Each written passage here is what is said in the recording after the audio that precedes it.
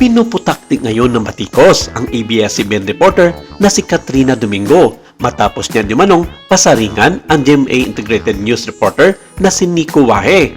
Huwebes, July 24, 2025 nang mag-post sa X dating Twitter si Katrina tungkol sa pagpapaalala ng mga kasama niyang batikang reporter tungkol sa pagsikat sa social media ala celebrity na mga kagaya niyang journalist.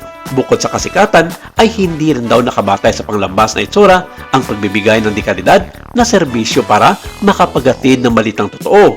Mababasa sa post ng ABS-CBN reporter published as is, "Grateful for veteran and senior journalists who had been reminding us that reporter should never indulge in being treated as celebrities and that we should focus on our body of work instead of clout. Journalist or not, may we be judged on our substance, not our appearance."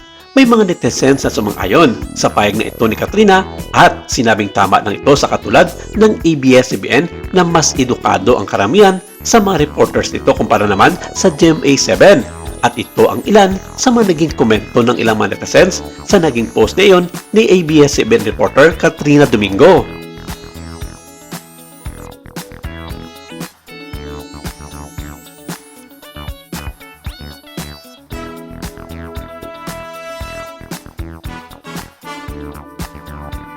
Samantala, ayon naman sa isa pang netizen, maraming reporter o journalist ang hindi sinasadya ang kanilang pagsikat sa social media.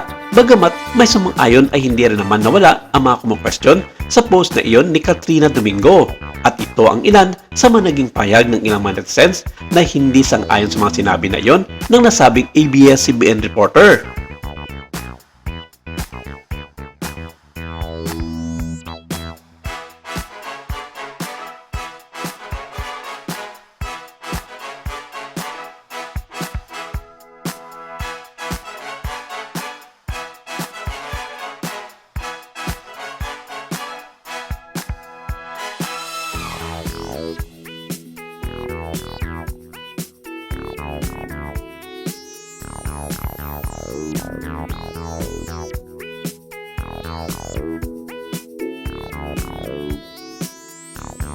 Napukaw ang atensyon dito ni Katrina kaya naman kanya itong nireplyan.